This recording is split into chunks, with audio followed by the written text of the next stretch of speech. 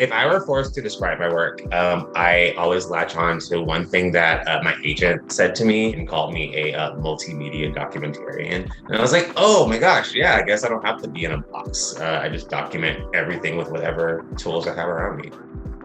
But I never show up and say like, all right, like I'm only using my camera today or something. I'll talk to someone and we'll be in a beautiful place. And it's like, oh, we should add a portrait to this. I think it's really just kind of like trusting stories like organically tell you like what they need. Sometimes you want to shoot a photo essay. Sometimes you just need to write a few thousand words, you know? I wrote this book, For Love and Color, and it was based on an article that I wrote. And that article was inspired by me being sad about some boy that like I liked who didn't like me back. And then like being at home on a snow day and like Googling like gay couples just to be happy and like all of them being white. And I was like, oh, this is, I was going to curse.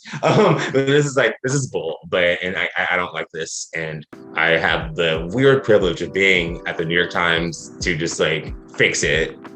It wasn't ambitious or big in scope at all. I just spent a couple weekends like going around New York City, photographing, interviewing couples, and filed my story.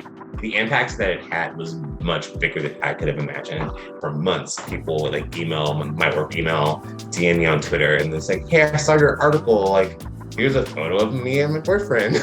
And I realized there was like a bigger thing there. So I took half a year off my job and traveled the world to meet couples. And it was such a privilege.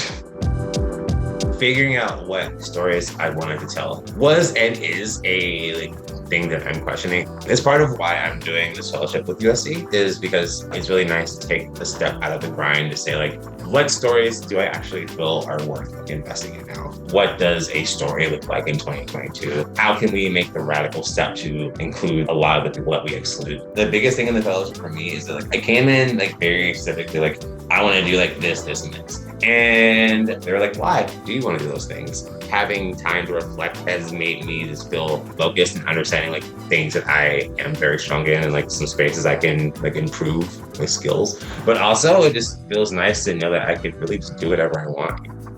Being able to divorce yourself from thinking in a box is always like the most valuable tool you can have. It not only sets you apart, but it just gives you like more tools to make things more impactful. I feel generally just very empowered to explore a lot of different things in ways that I haven't like felt empowered before, and that feels awesome.